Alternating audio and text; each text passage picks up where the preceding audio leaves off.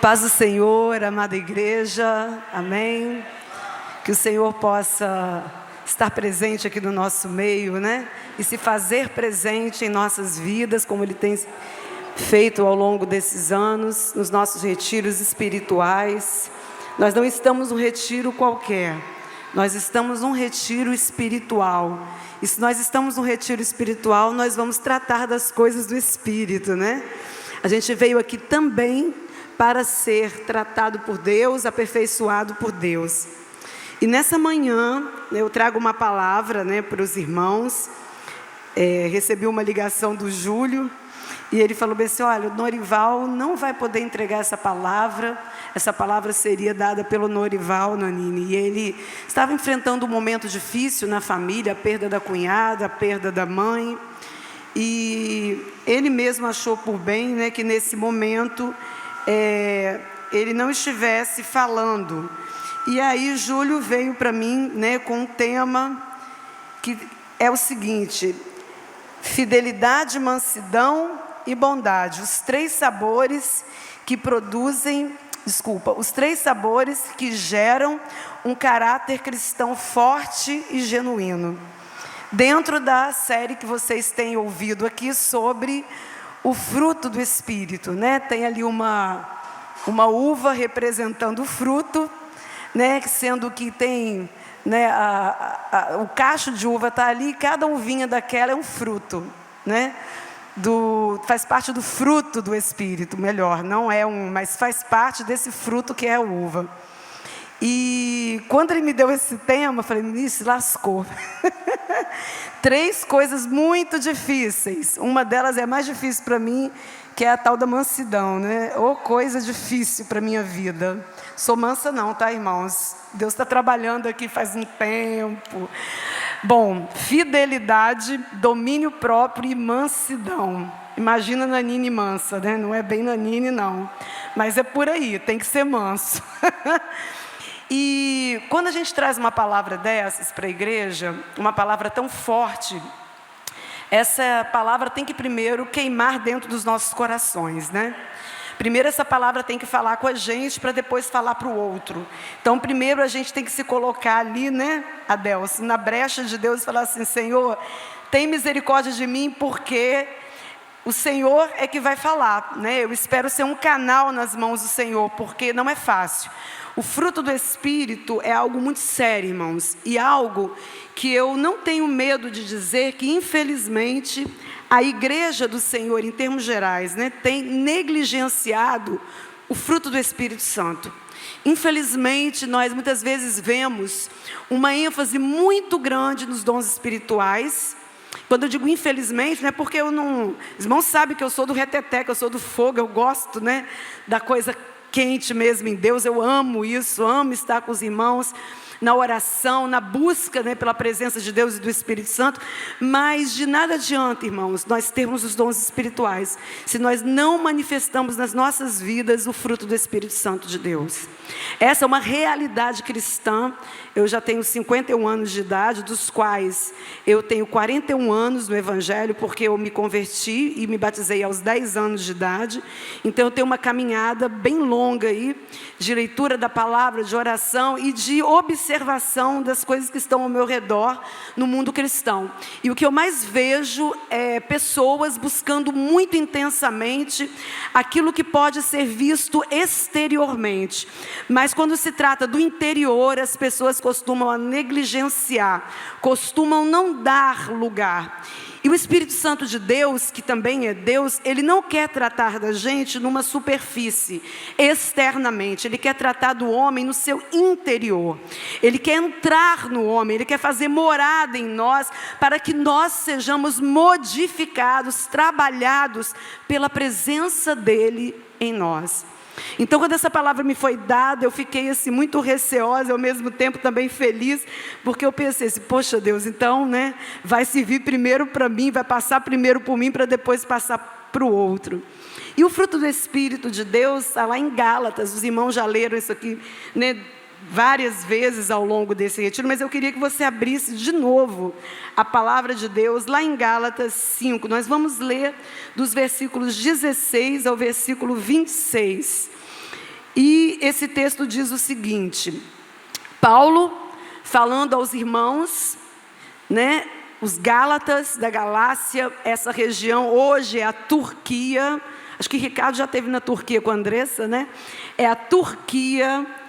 Paulo fala a esses irmãos, essa igreja amada de Deus, lá dos tempos também do Novo Testamento, e ele se dirige a esses irmãos Gálatas, admoestando esses irmãos, porque naquele momento ali estava acontecendo um conflito.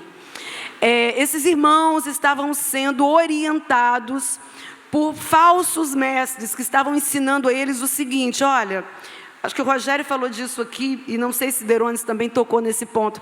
Eles estavam sendo admoestados por esses irmãos, exortados a seguirem a lei judaica, no que diz respeito à circuncisão.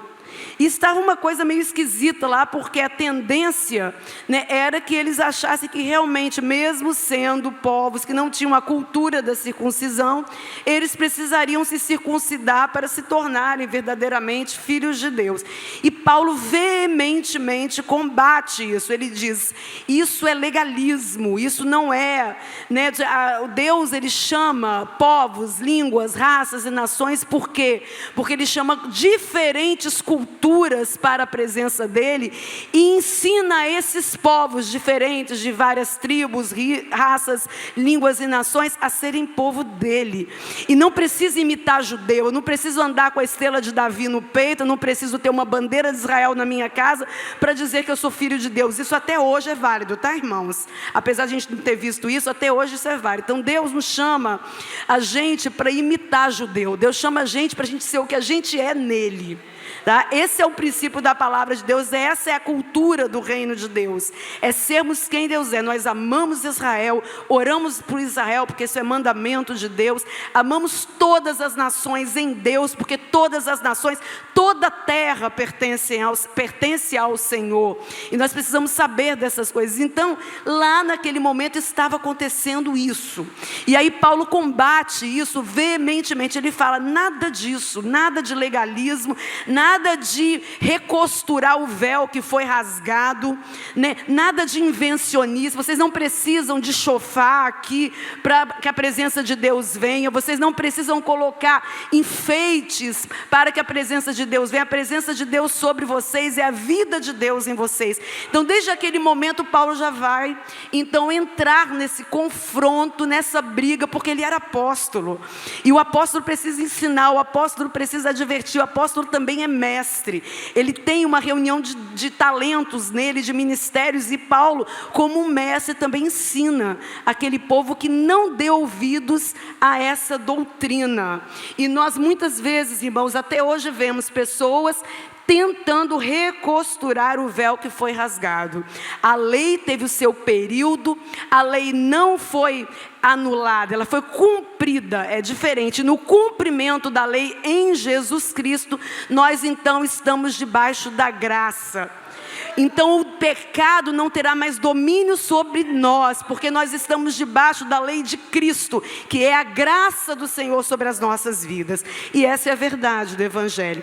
Então, nesse contexto religioso e também histórico, Paulo diz o seguinte para os Gálatas: digo, porém, andai no Espírito, e jamais satisfareis a concupiscência da carne, o desejo da carne, porque a carne milita ou guerreia contra o Espírito, e o Espírito guerreia contra a carne, porque são opostos entre si, para que não façais o que porventura seja do vosso querer, mas se sois guiados pelo Espírito, não estáis sob a lei. Ora, as obras da carne são conhecidas, e são prostituição, impureza, lascívia, idolatria, feitiçarias, inimizades, porfias, ciúmes, iras, discórdias, dissensões, facções, invejas, bebedices, glutonarias e coisas semelhantes a estas, a respeito das quais eu vos declaro, como já outrora vos preveni, que não herdarão o reino de Deus os que tais coisas praticam. Mas o fruto fruto do Espírito é amor, alegria, paz, longanimidade, benignidade, bondade, fidelidade, mansidão e domínio próprio. Contra essas coisas não há lei. E os que são de Cristo Jesus crucificaram a carne com as suas paixões e concupiscências. Se vivemos no Espírito, andemos também no Espírito. Não nos deixemos possuir de vanglória, provocando uns aos outros, tendo inveja uns dos outros. No original grego, existem duas palavras que são palavras-chave para a gente entender esse texto. A palavra ergon, que é obra, trabalho, fazer. E a palavra, eu até anotei aqui, karpos. Karpos, que está relacionada a fruto, aquilo que é produzido por. E quando a gente fala do fruto do Espírito, quem estudou português lembra aí da preposição de. Essa preposição pode dar um indicativo de algumas circunstâncias, dentre as quais nós temos duas. De tem a ideia de proveniência, origem. Então, fulano veio da Espanha, ele é originário, ele é procedente da Espanha. Mas o de também pode indicar posse. Fruto do Espírito. Esse fruto é do Espírito Santo, é Ele que possui esse fruto. É dele e vem dele. Então nós temos aqui uma relação muito interessante na língua. Nós temos a procedência e nós temos a ideia também de posse, irmã Gênesis. Então quem dá o fruto a você é o Espírito Santo. Você por você mesma não pode produzir esse fruto. A obra da carne é diferente. Na obra da carne, ergon, eu produzo, eu mesma faço acontecer a lascívia, a concupiscência da carne, né, que está na minha carne, dos olhos, as porfias, a inveja, as dissensões, a prostituição, e aí vem um conjunto de coisas. Então essas obras que são da carne, são procedentes de nós mesmos. Por quê, meus irmãos? Porque nós somos carne.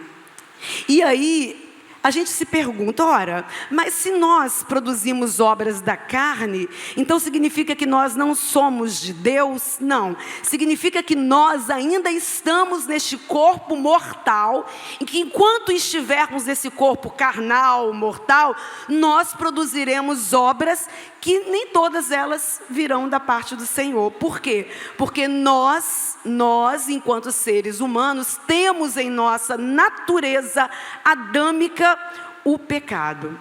Então o pecado ainda está presente. A gente precisa todos os dias levar o nosso coração na presença de Deus, a nossa mente, o nosso corpo diante de Deus, falar: Senhor, tem misericórdia da minha vida, eu me humilho, eu me prostro, porque eu preciso de Ti, eu preciso do Senhor para que o fruto do Espírito se manifeste em minha vida.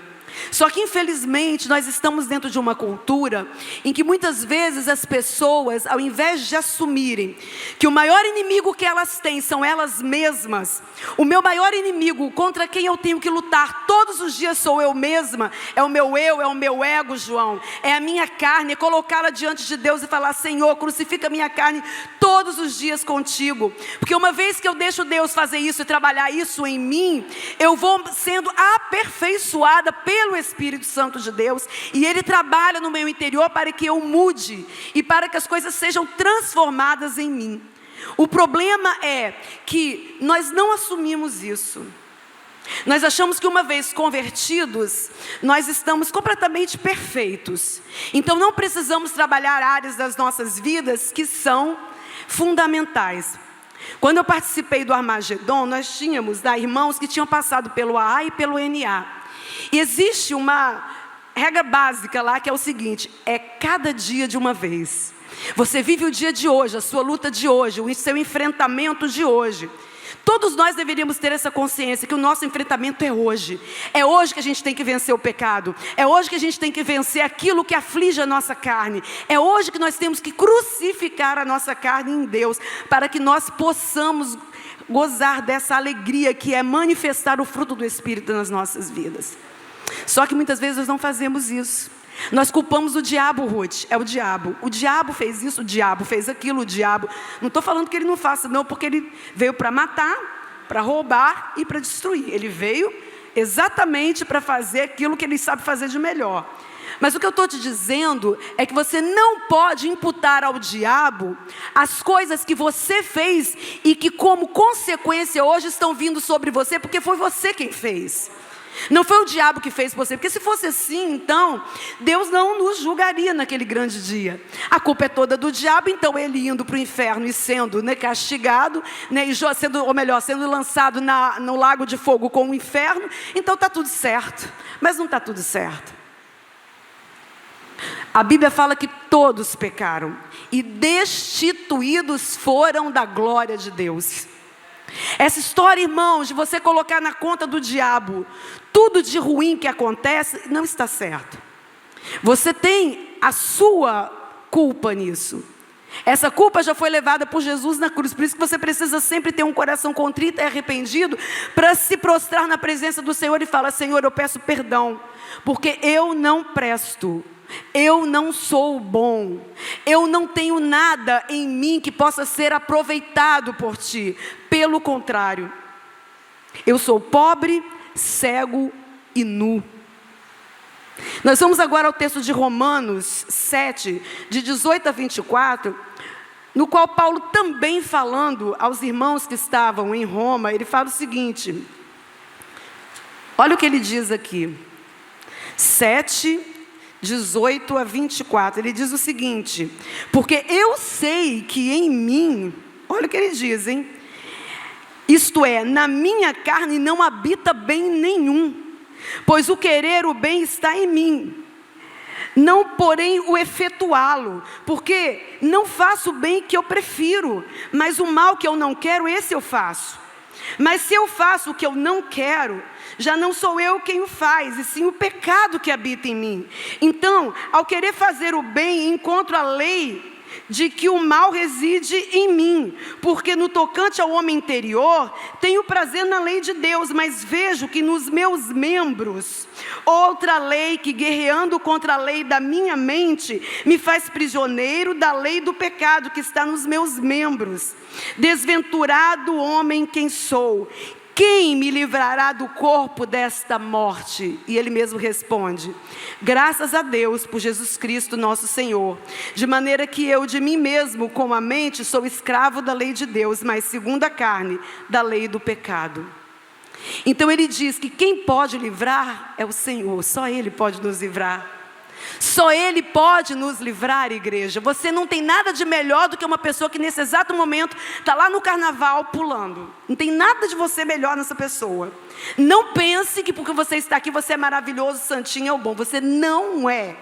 Você é um pobre pecador, uma pessoa que luta todos os dias contra a própria carne e que precisa da misericórdia de Deus para ser aceito por Ele. É isso que você é. É isso que você é. Nada mais do que isso. A grande questão é que nós nos esquecemos, Derone, de que há uma guerra dentro de nós. A gente procura batalha espiritual, irmãos, no município tal, na estátua que não sei quem ergueu lá em Camburi, que está lá até hoje, que foi do Hermes Laranja, na época da administração dele. A gente procura guerra num quadro que a gente vê na casa do irmão, num terço que a pessoa coloca no pescoço. A gente procura guerra espiritual em tudo isso, menos enxergar que a guerra que se processa está dentro de nós. Essa guerra que vai dentro de nós é uma constante batalha entre dois elementos, a carne e o espírito. E é interessante que Paulo, obviamente, como Paulo foi uma das grandes mentes da sua época, um homem inteligentíssimo, com certeza ele teve contato com o estoicismo, com duas filosofias, com a filosofia platônica e com o estoicismo. Sobretudo o estoicismo. E Platão, para quem estudou filosofia, viu lá o mito da caverna, lembra? O que é o mito da caverna de Platão? Existem dois mundos, o mundo que é das sombras da caverna e o mundo real. O mundo real está lá fora, está na luz. O mundo da caverna é o das sombras. Ou seja, existe a essência e existe a aparência das coisas. É uma filosofia muito interessante, né? Porque se eu for parar para pensar, realmente nós vivemos em sombras. Mas a Bíblia diz que aqueles que viviam em trevas viram uma grande luz, e essa luz é Jesus. Então nós não precisamos mais viver nas sombras, porque nós conhecemos a Jesus, que é a luz. E talvez porque Paulo disse que ele não estava pregando, né, a partir de filosofias, né, Rogério? Ele falou, olha, eu não estou usando de conhecimento humano para falar, mas ele tinha o conhecimento humano. Certamente ele conhecia a filosofia grega, e por isso que quando ele falou aos Gálatas, porque os Gálatas tinham uma cultura helenística, ele usa essa terminologia de obra da carne e fruto do Espírito, porque ele sabe que na mente dos Gálatas, essa dualidade, essa guerra, estão sempre presentes na mente desse povo. Por quê? Porque eles foram criados nessa filosofia, eles foram habituados culturalmente, né? Então ele fala na linguagem que aquelas pessoas estão entendendo. Olha bem, dentro de você tem dois mundos: o mundo da sua carne, o mundo que é o seu pecado, e existe o Espírito de Deus, viu, igreja, em Gálatas? Existe isso convivendo dentro de você. E da carne vem obras, e as obras da carne são péssimas. A carne de nada aproveita, a carne é ruim. Pega uma carne e coloca assim, né, num canto lá abafado, e deixa lá. Vai acontecer o que com ela? Vai apodrecer. Nossa carne apodrece. Não é verdade? Nossa carne é frágil. Vai visitar um hospital lá um dia que a Delcio estiver lá, e fala assim, Delcio, me deixa ver assim, uns lugares, porque não pode fazer isso, que não é nem ético. Mas se a pessoa, se pudesse, eu quero ver carne podre de gente. Ele ia te levar para ver o que é carne podre de gente. Dá mau cheiro. Uma semana sem tomar banho já é suficiente, né, Maurício? Dá mau cheiro. Porque a nossa natureza é assim. Nós somos assim. Porém, esse mesmo ser apodrecido, que manifesta obras da carne, também pode ser um ser aperfeiçoado em Deus. Pode ser plenificado pelo Espírito Santo. E pode evidenciar o fruto do Espírito em sua vida. E nós somos esses seres. Ontem o Derones colocou a ênfase do amor sobre todas as coisas. E de fato, a Bíblia fala que o dom supremo de Deus é o amor. E o amor, tudo vai passar, menos o amor. As línguas passarão, a profecia vai passar, vai se cumprir. O amor é o que vai ficar. E aí, o que eu quero dizer para você com isso?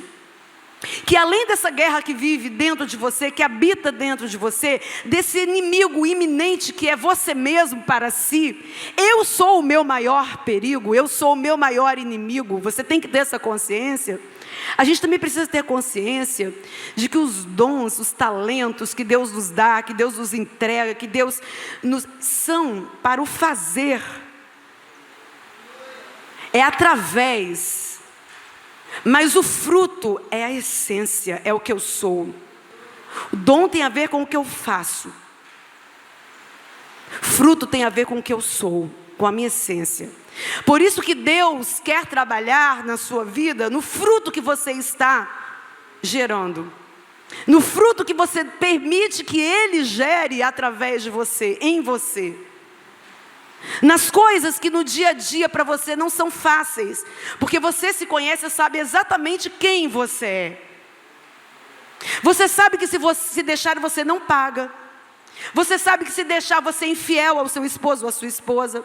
Você sabe que se você se permitir, você quer beber álcool o tempo inteiro. Você sabe que se você pudesse, você se cortaria, se mutilaria. Você sabe que se você pudesse, você praticaria obras da carne. Mas se você nasceu em Cristo, se Jesus te chamou para uma nova vida, você precisa frutificar o fruto que vem dele. O fruto que vem do Senhor, a gente chama aquele fruto ali de baga. É uma baga. Deus tem isso para nós. Deus tem isso para as nossas vidas. Deus requer isso de nós. Que nós nos entreguemos a Ele. Uma vez que nós nos entregamos ao Senhor, que nós deixemos que o fruto dEle frutifique em nós. E aí você se pergunta assim, poxa, mas por que eu vejo fulano, né, que é tão usado? Poxa, revelou, falou, entregou a palavra profética, né? Por que ele fez isso? Porque tem muita gente que só conhece o dom. Sabia disso? Aí vocês ficam pensando, não, mas a pessoa para ter o dom tem que ser perfeita. Deus usou uma mula, Deus usou Balaão, que era um profeta pagão, Deus usou Ciro, está lá na Bíblia, Deus usou Ciro, que nem era do povo dele. Deus usa quem Ele quer. Mas não significa que Ele está usando que a pessoa tem caráter. Caráter é de outra ordem. Você já viu pessoas assim que fizeram coisas que você fala, uai gente, você compra aquela coxinha deliciosa com o tio lá da esquina, mas você não sabe que aquele tio lá da esquina bate na mulher dele todos os dias. Não é verdade, Eli? Tem tanta gente que faz tanta coisa legal, mas que o caráter, né, Zete, é estragado. Você diz, isso é possível? É possível. É possível. Isso é possível. Curiosamente, Júlio, isso é possível. E aí não se assuste, porque Jesus disse que naquele dia muitos dirão, Senhor, Senhor, em teu nome expulsei demônios, curei enfermos, fiz sinais, maravilhas. O que Ele disse para essas pessoas? Não vos conheço, nunca vos conheci, porque as obras que vocês praticam são obras da carne. Vocês podem ter feito tudo isso em meu nome, porque em meu nome tem poder. Você pode ter feito tudo isso em meu nome, mas se você não teve obra de Deus na sua vida, se você não manifestou o fruto do Espírito em você, eu não te conheço. Então você pode cantar bonito, você pode tocar super bem, como o Ricardo falou, você pode pregar muito bem, você pode ser aquela pessoa assim, que nossa, chega aqui no retiro, você faz tanta coisa legal para todo mundo, você limpa, você varre, mas se você não tiver o fruto do Espírito na sua vida, a manifestação, porque gente, não tem jeito de amora dar abacaxi, não tem jeito de laranja dar quiabo, não tem jeito. Se você foi enxertado na videira que é Jesus, você tem que dar fruto dele na sua vida. Não tem jeito. Nós temos vivido hoje uma cultura cristã que infelizmente muitos homens e mulheres estão fazendo do arco da velha aí. Fazem coisas mirabolantes, fazem coisas para chamar a atenção, mas se você vai ver, a vida está podre. Não tem nada que se aproveita. E a gente fica com aquela falsa ideia de que a pessoa que tem Deus é a pessoa que é próspera. Mas o que é prosperidade? Ah não, se a pessoa tem grana, tem dinheiro, é abençoado por Deus. Bom, você está vendo aí o caso Epstein, né? Ele tinha muita grana, só bilionário. E é tudo filho de Deus ali? Das coisas que eles faziam? Aliciar meninas menores de idade para estuprá-las, para se aproveitar delas em orgias e festas, inclusive em festas com rituais satânicos. Quem olhava para o Epstein e falava, nossa, mas olha o ciclo de amizade dele, só gente famosa, só homem rico, só bilionário, esse cara tem sucesso. Mas isso é sucesso? Paulo sofreu todas as perseguições. Paulo sofreu todas as perseguições que na sua época poderiam acontecer com um apóstolo. Paulo não tinha dinheiro. Paulo não andava com o carro mais chique da época. Paulo não vestia terno caro. Paulo não tinha um Rolex no pulso, mas Paulo era um homem de Deus. Paulo falava da parte do Senhor. Paulo era perseguido, humilhado, chicoteado. Quantas vezes Paulo caiu em prisões, em cadeias, foi levado de navio para outro lugar, sofreu naufrágio, padeceu na carne, todo tipo de dor. Mas aquele homem era um homem que manifestava em si o fruto do Espírito. E esse mesmo homem que manifestava o fruto do Espírito diz aqui nesse texto que eu acabei de ler, quem sou eu? Em mim milita a carne contra o meu espírito. O meu espírito está pronto, mas a minha carne é fraca. Hoje a lógica em que nós vivemos é, se a pessoa teve sucesso material, ela é abençoada por Deus. Não é essa lógica, irmãos, eu estou mentindo aqui. Não é a lógica que muitas vezes nós vemos por pregadores até na nossa televisão. Gente que fala isso, não tem vergonha, na cara de pau, Júlio, fala isso. E gente que sabe que não é isso. Gente que tem certeza que o que ela está falando é mentira, mas ela, na cara de pau, bota maquiagem, se veste de santo homem de Deus e santa mulher de Deus e fala isso, em alto e bom tom, para que todas as pessoas ouçam. E aí, Paulo diz que existia, né? Algo que confrontava ele, que esmurrava ele, ele diz. É algo que me esmurra, é algo que batalha em mim. Olha a humildade desse homem, meus irmãos. Olha a humildade desse homem. Nós, cristãos, hoje, precisamos entender que a nossa luta é pessoal. E a nossa batalha em Deus é contra o diabo também. Mas também é contra o pecado e contra a nossa carne. Nós temos 3 inimigos evidentes, Herones: o pecado, a carne e o diabo. Eles são nossos inimigos. E eles batalham contra nós, e eles nos perseguem sempre. E eles estão sempre diante de nós. E aí muitas vezes a gente se reúne como igreja. E a gente, em vez de batalhar contra essas coisas, a gente batalha contra o irmão. A gente batalha uns com os outros. A gente se aborrece. Ah, mas é natural que a gente tenha conflitos enquanto pessoas que vivem, né, juntas. É natural, não tem nada de anormal em ter conflito com as pessoas com as quais eu convivo. Isso é lógico, a gente vai ter conflito. Mas a gente não pode deixar que isso nos domine, que isso tome conta de nós, que isso trabalhe em nós de tal forma que nós não consigamos olhar para o irmão que está do nosso lado, no olho dele, e dizer: irmão, eu te amo. Irmão, eu preciso de você. Quando você não consegue olhar nos olhos das pessoas, quando você não consegue olhar as pessoas dentro delas e elas dentro de você, alguma coisa está errada. Alguma coisa não vai bem.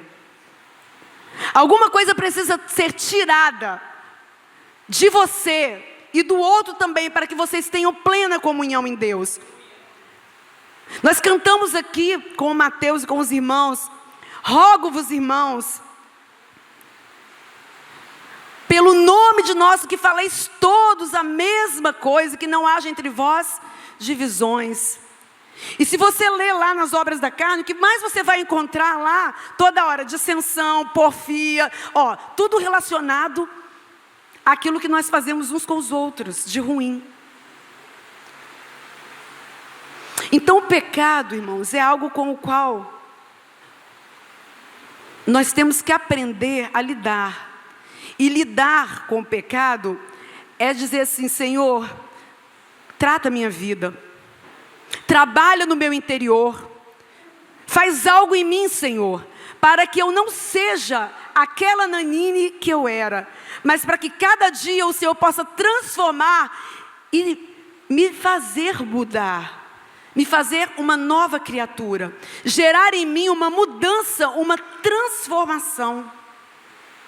Os irmãos estão entendendo essa palavra? O Espírito Santo de Deus está falando aqui nesse lugar. Não é porque eu estou falando, não. É porque o que eu estou falando é a palavra de Deus. E a palavra do Senhor é eficaz. Ela é espada. Ela vai dentro de você e ela penetra onde eu não posso ir. Porque eu não conheço quem você é na sua casa. Eu não sei como você se comporta no seu trabalho. Não sei se você é o chato do seu trabalho. Eu não sei se você é o enjoado do seu trabalho, que as pessoas não te suportam. Porque você nunca está bem. Você nunca tem uma palavra de carinho, de amor, de expressão de vida, não. Chega emburrado, sai emburrado, uma pessoa mal-humorada. Isso não é fruto do Espírito, meus irmãos. O crente não pode ser assim. É o santarrão, bate no peito para dizer que tem Jesus, que ele é que vai para o inferno, você vai para o céu. Porque o céu é seu. Mas que céu é esse? É um céu de um Deus emburrado? É um céu de um Deus mal-humorado? É um céu de um Deus que não sabe sorrir, que não sabe ser gentil, que não sabe oferecer um copo de água, que não sabe pegar um papel do chão e jogar no lixo, mas não fui eu que joguei? Que céu é esse que você diz que vai para ele? Por isso, uma vez Dona Alessi falou, né? No céu a gente vai ter muita surpresa. Porque nós, crentes, somos os donos do céu.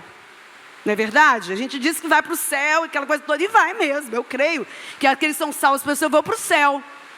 Mas nós precisamos manifestar o fruto do Espírito de Deus enquanto estamos aqui na terra. Porque só vai ter céu se estiver aqui na terra. Por isso que a Bíblia fala que o que é ligado aqui é ligado lá. O que é desligado aqui é desligado lá. Então o céu da vida do cristão tem que começar aqui. Você tem que começar aqui. Você precisa deixar o Espírito Santo de Deus trabalhar na sua vida aqui. É sobre isso que nós estamos falando. Isso é muito sério, irmãos. Quando a gente vê o fruto do Espírito manifesto na vida de uma pessoa, você percebe que há uma diferença. Eu estava no velório da irmã Marisete, quando o Juninho fez uma declaração muito bonita para sua irmã Miriam. Ele falou bem assim: olha, Miriam, eu não sei como te agradecer pelos anos que você cuidou da nossa mãe. Você abriu mão de casamento, você abriu mão de ter filhos, você abriu mão de ter uma carreira até mais promissora na sua profissão, porque você decidiu cuidar da nossa mãe. Cuidar de um idoso é manifestação de fruto do Espírito? É. As pessoas que cuidam bem, as pessoas que amam. Irmãos, até cuidar de um animal é manifestação do fruto do Espírito, porque aquilo ali é uma criatura de Deus. Um ser humano que maltrata um animal, como fizeram com aquele cão lá em Santa Catarina, isso é um absurdo. Isso também é fruto do Espírito. Não pense que você não é, não.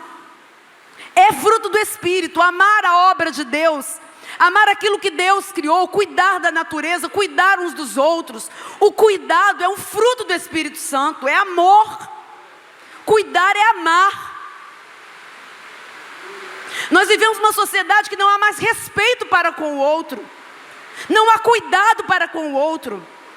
Quantos professores nós temos aqui nessa manhã? Eu sou uma delas. Hoje a maior luta que a gente tem na sala de aula é o respeito. O aluno olhar para você e te respeitar e saber que você não está ali porque você é babá dele, ou porque você está ali, você tem que fazer tudo o que ele quer. É muito difícil. Porque nós estamos numa sociedade, Zé, de pessoas mimadas, egoístas. Pessoas que só pensam em si mesmas. Não é, Rogério? E a sociedade, nós como sociedade, nós precisamos atentar para essas coisas. A igreja do Senhor precisa atentar para o que nós fazemos com o nosso próximo. Os irmãos estão se ajeitando aí por causa da chuva. Mas vamos focar aqui, irmãos. Olha bem. Quantas pessoas eu conheço que acham que fazer o bem é só dos da casa, né? Só para os santos, né? Ah, não, lá na minha comunidade eu sou uma bênção. Eu ajudo, eu trabalho, eu vou para a cozinha, eu faço, eu aconteço. Ah, não, no mundo não, para o ímpio não. Mas a Bíblia fala do próximo, ela não fala dos santos apenas, ela fala do próximo. E o meu próximo é aquele que está do meu lado. O meu próximo é aquele que está perto de mim. Aquele que está comigo, está do meu lado. Aí você pensa assim, não, mas não. Né? Como é que eu vou fazer isso pelo fulano? O fulano é uma pessoa complicada. Né? Eu não posso fazer isso por ele. Lá os irmãos da igreja todos me amam. Né? Lá eu sou, mas a Bíblia não faz acepção de pessoas. Na Bíblia não existe um grupo seleto de pessoas com as quais eu, vou me dar bem, vou tratar bem. Aquele grupo, outro grupo não. Tanto que é assim que Jesus usa uma parábola, que é muito conhecida de nós, que é a palavra do bom samaritano. Todo mundo aqui conhece a parábola do bom samaritano? O que diz essa parábola? Um homem foi assaltado no caminho e foi deixado jogado, ferido. Ele foi assaltado. E ali naquele caminho vão passando pessoas que veem aquele homem daquele jeito, ferido, machucado. Aí quem passa lá? Passa um sacerdote, um grandão, Gabriel? Um sacerdote, um homem cheio de Deus, conhecedor da palavra. O que ele faz por aquele homem que está lá jogado? A Bíblia fala que ele não faz nada. Aí passa um levita também. Cara bom de música, né? Bom de servir, né? Bom de fazer as coisas ali, né? Dentro do santuário de Deus, do templo de Deus. Ele olha o homem, o que ele faz? Nada. Aí passa um sujeito que ninguém espere que ele faça boa coisa. Primeiro porque ele é samaritano, né? Samaritano para o judeu é uma raça inferior. Samaritano para o judeu era o cocô do cavalo do bandido. É do tipo assim, né? É tipo palestino para judeu sionista, vamos dizer. Aí passa lá, né, o bom samaritano. O bom samaritano olha, não, de jeito nenhum. Não posso deixar esse homem assim. Pega aquele homem, cuida dele, cuida dos ferimentos dele, leva ele para um abrigo, para um lugar, deixa tudo pago. E fala bem assim, eu vou voltar aqui, eu quero ver como você está. Esse dá um exemplo do que é cristianismo, do que é o fruto do Espírito.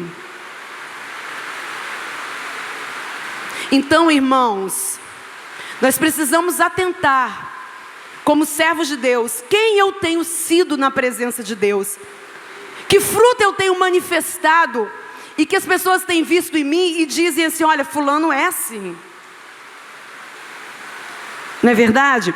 Porque não tem jeito. Se você foi enxertado na videira que é o Senhor, a seiva do Senhor vai passar pela sua vida. E a seiva do Senhor é uma seiva purificada. Jesus manifestou em si o fruto do Espírito, porque Jesus era filho de Deus. E Jesus viveu nesse mundo para viver o fruto do Espírito na vida dele.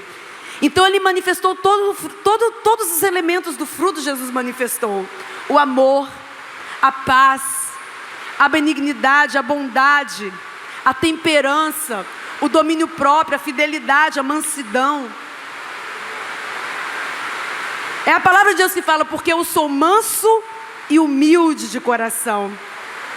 Sendo Deus, ele não teve por usurpação ser igual a Deus, mas a si o mesmo se humilhou sob a forma de um homem, para que eu e você tivéssemos vida eterna nele.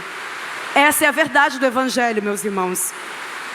E o fruto do Espírito, então, que Paulo tanto nos admoesta, que tanto fala à igreja de Gálatas, e que ainda é uma palavra de Deus para nós, é que nós tenhamos em nossa vida essa manifestação.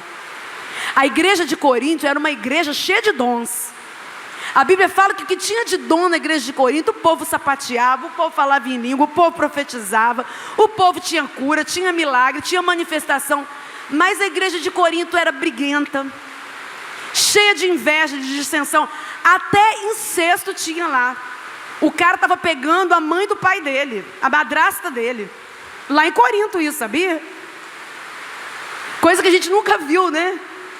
Por exemplo, no nosso meio. E estava acontecendo lá em Corinto, Alessandra. Lá na igreja dos Coríntios estava acontecendo isso. E Paulo vai com a vara de Deus de exortação e começa a exortar. Vocês são muito bons de dons, mas o fruto do Espírito aqui está complicado. O caráter de Deus em vocês está preocupado. O que eu estou falando aqui, irmãos, é que se o presbitério se preocupou em colocar esse tema para o retiro, eles observam, eles sabem que na igreja hoje nós precisamos de caráter de Deus nas nossas vidas. Não adianta sapatear alto, não adianta dar glória a Deus, não adianta levantar a mão, não adianta pular, não adianta dançar, se você não tem o caráter de Deus forjado em sua vida. Essa é a verdade do Evangelho hoje. As pessoas estão fazendo muita pirueta, estão fazendo muito circo, estão fazendo muita graça, mas o caráter de Deus está difícil. É difícil de ver. Sabe por que é difícil? Porque as pessoas não querem abrir mão do que elas são. As pessoas não querem abrir mão de comportamentos errados que elas aprenderam erroneamente. As pessoas não querem abrir mão do seu eu, do seu ego. Então elas vão ao Senhor, mas elas não se entregam plenamente ao Senhor. Não deixa que o Espírito Santo trabalhe no coração delas. São convencidas, mas não convertidas. A igreja hoje está cheia de gente convencida. Convencida de que vai para o céu, convencida de que é melhor do que o outro, convencida de que eu não pertenço a esse mundo. Mas na hora que você vai coar ali, vai peneirar, o que sobra é muito pouco. E Deus nos chama nessa manhã para nós reescrevermos a nossa história nele, para nós mudarmos o nosso posicionamento nele, porque o fruto do Espírito é uma questão de se posicionar em Deus, de dizer: Senhor, eis-me aqui, Senhor, muda o meu interior, muda o meu caráter, trabalha no meu coração, me faz ser uma pessoa melhor, me faz ser um ser humano melhor, Senhor. Trata-se disso, meu irmão, de mudança dentro de você.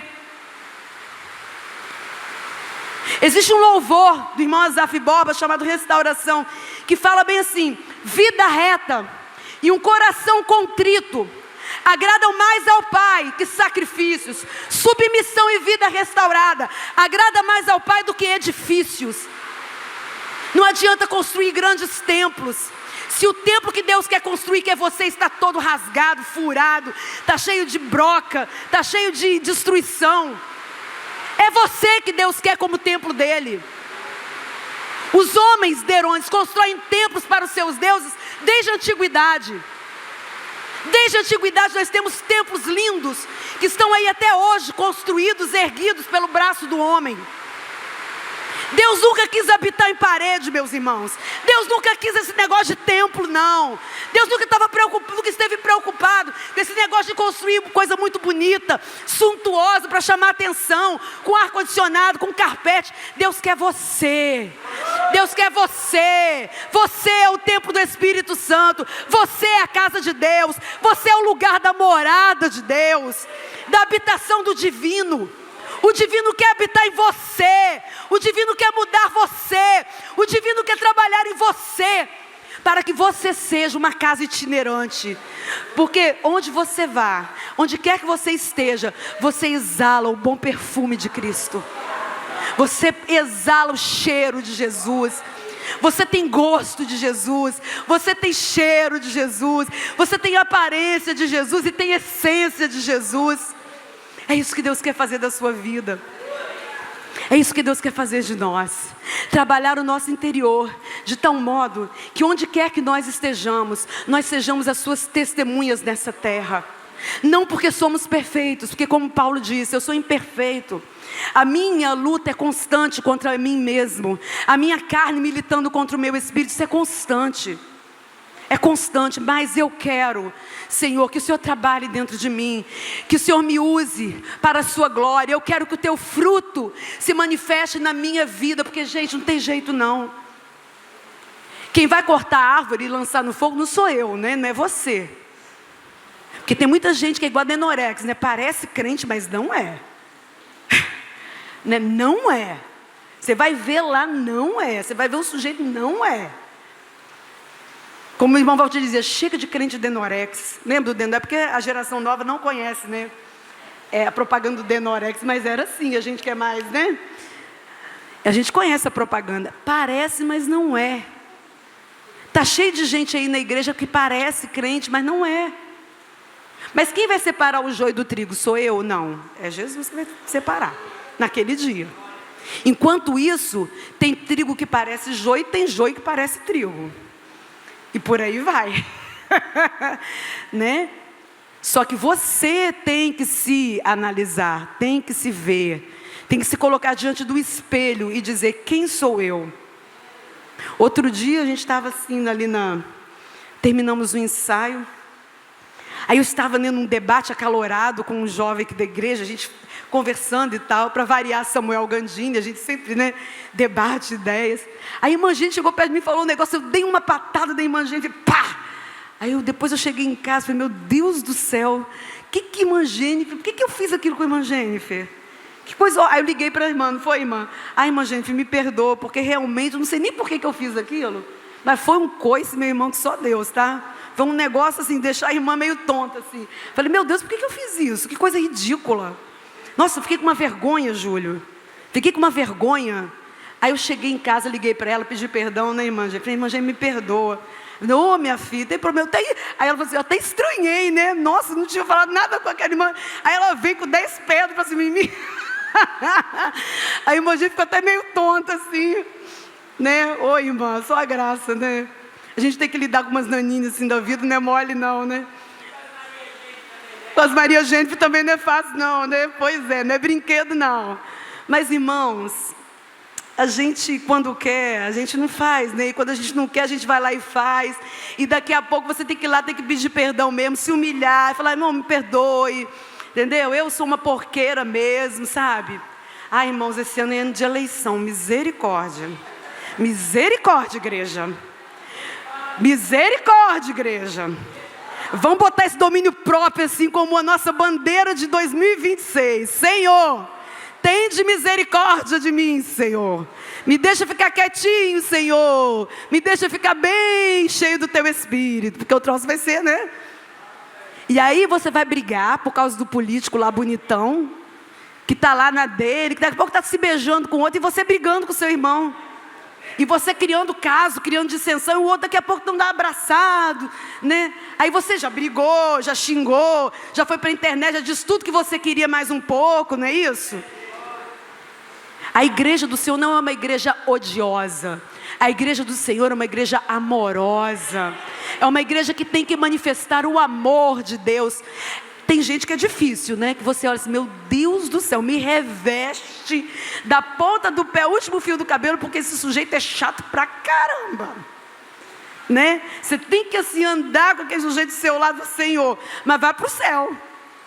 Vai para o céu com você. Eu acho que Deus vai curar a chatice. Isso eu acho que Deus vai fazer, entendeu? Deus vai curar, mas vai para o céu com você. Entendeu? E aí você vai para o céu como com essa pessoa? Se não há conciliação entre vocês, se não há acordo, não é verdade? Teve um momento que Paulo se separou, né? Para não haver, né? Paulo, ó, vai, segue seu caminho com você. Às vezes é necessário separar. Eclesiastes diz isso, né? Mas separa, mas não divide. Separa, mas não divide. Você sabe que aquela pessoa também vai para o céu. Aquela pessoa também. A gente pode discordar, irmãos, em vários aspectos. A gente pode discordar em várias questões. Mas uma coisa nós temos em comum, que é Deus em nós. Que é o Espírito Santo de Deus trabalhando em nós.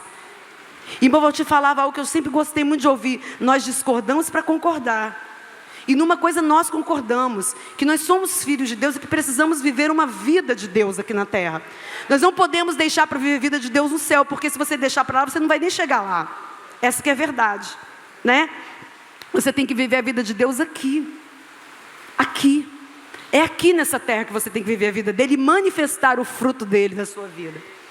Então, quando o Júlio chegou para mim e falou, a gente vai falar sobre esses 3 frutos. São os 3 últimos, né, que Paulo elenca. Ele coloca a fidelidade por último, a mansidão e o domínio próprio. Ser fiel, ser manso e dominar-se a si mesmo. Só na cruz, meu irmão. Só com Jesus a gente consegue. Ele foi fiel a nós até o fim. Ele poderia ter aberto mão e não ter bebido do cálice da morte. Não é verdade? Ele poderia ter aberto mão, não ter sido fiel até o fim. Ter feito tudo que fez, as obras que fez e tudo. E na hora H de ir para a cruz, ele não, para a cruz eu não vou não. Para a cruz eu não quero ir. Ou então, ele poderia não ter sido, por exemplo, manso. Quando ele viu aqueles homens todos ali acusando ele no sinédrio, falando e levando ele até, né, diante de Pôncio Pilatos, expondo ele sabia que ele era inocente, né? Ele poderia ter sido bravo ali, ter defendido a si mesmo, ter falado publicamente, não, eu sou inocente, não sei o que mais, não. Ele preferiu, como uma ovelha, se submeter e ser levado para o sacrifício. Ele poderia não ter tido domínio próprio também. Mas ele dominou a si mesmo, o seu desejo. Ele falou, Senhor, afasta de mim esse cálice, mas que seja feita a tua vontade. Jesus manifestou em si a fidelidade, a mansidão e o domínio próprio. Existem figuras históricas, para a gente fechar a palavra de hoje, que me chamaram a atenção enquanto eu estava escrevendo esse estudo. Homens e mulheres que manifestaram o fruto do Espírito de Deus em suas vidas e que por isso não mudaram, Maurício, só a si mesmos, mas mudaram a história da humanidade.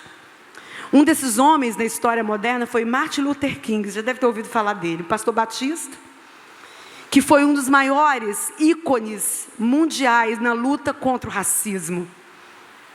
Ele disse uma frase célebre, eu tenho um sonho E esse sonho de Martin Luther King é que um dia homens negros, homens brancos, mulheres negras e mulheres brancas convivessem numa única sociedade, com respeito mútuo. Porque da sociedade onde ele vinha, onde ele estava nos Estados Unidos, havia uma segregação racial muito forte. Vocês terem ideia, nos Estados Unidos havia igreja para branco e igreja para preto. Vocês terem ideia, nos Estados Unidos, outra mulher mudou o mundo, Rosa Parks. Rosa Parks, uma menina simples, uma moça simples, falou, não, eu não vou sair do meu lugar para um homem branco sentar. Ele estava dentro de um ônibus.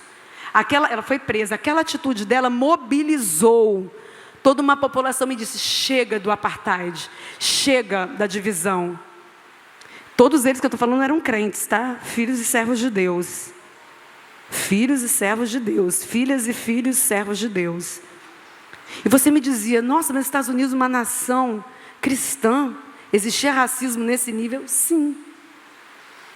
Nesse nível. Inclusive, membros da Ku Klux Klan eram crentes.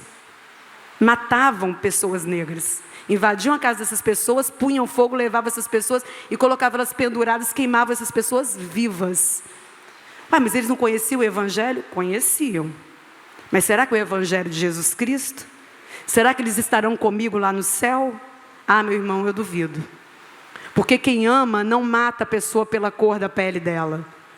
Quem ama de verdade não segrega seres humanos. Quem ama de verdade acolhe, cuida, aceita. Outro grande nome, também evangélico, que mudou a história da sua comunidade, do seu tempo, Nelson Mandela. Homens e mulheres que manifestaram Deus em suas vidas, manifestaram amor, domínio próprio, temperança, enfrentaram exércitos, enfrentaram uma mentalidade, enfrentaram uma cultura racista, para que hoje nós tivéssemos leis, e nós tivéssemos hoje pessoas negras consideradas e respeitadas, não escravizadas. Houve uma mulher que criou 19 filhos. Essa mulher não teve condição de fazer um mestrado, um doutorado, ser uma grande profissional. No mundo ela desempenhou um papel, que foi criar 19 filhos. Só que dela saíram 2 grandes homens de Deus, John Wesley e Charles Wesley. Esses homens foram grandes avivalistas que mudaram a história da igreja do seu tempo. Deus usa mulheres dentro da casa delas como domésticas. Deus usa mulheres no trabalho. Deus usa homens dentro da casa deles. Deus usa homens no trabalho. Deus usa eu e usa você. Deus nos usa da maneira que somos, do que temos. Deus trabalha em nós. Mas muito mais do que nos usar na obra dele, Deus quer que nós sejamos igreja dele. Que nós sejamos identificados como um povo de Deus. Não porque diz que vai para o céu e carrega uma Bíblia debaixo do braço, mas que nós sejamos identificados como povo de Deus, porque amamos muito, porque perdoamos muito, porque acolhemos muito, porque matamos a fome do que tem fome muito, porque visitamos o preso na sua prisão muito, porque estendemos a mão para o aflito muito, porque demonstramos na nossa vida e na nossa essência o fruto do Espírito Santo. O Espírito Santo não é uma entidade que vai baixar na hora que eu chamo por ele. Não trate o Espírito Santo como uma entidade, como várias religiões tratam suas entidades. Vai vir e vai tomar e vai fazer alguma coisa estranha. O Espírito Santo é Deus. O Espírito Santo quer habitar em você. O Espírito Santo quer reger a sua vida. O Espírito Santo quer tomar. Ele pode vir num momento sobre você, visitar a sua vida num determinado momento, te usar para fazer algo extraordinário também? Pode. Mas ele é muito mais do que isso. Ele é Deus, ele é uma pessoa que quer se relacionar com você. E nessa relação ele quer gerar frutos em você e por meio de você, para que esses frutos sejam manifestos em sua vida, em tudo aquilo que você faz. Amém?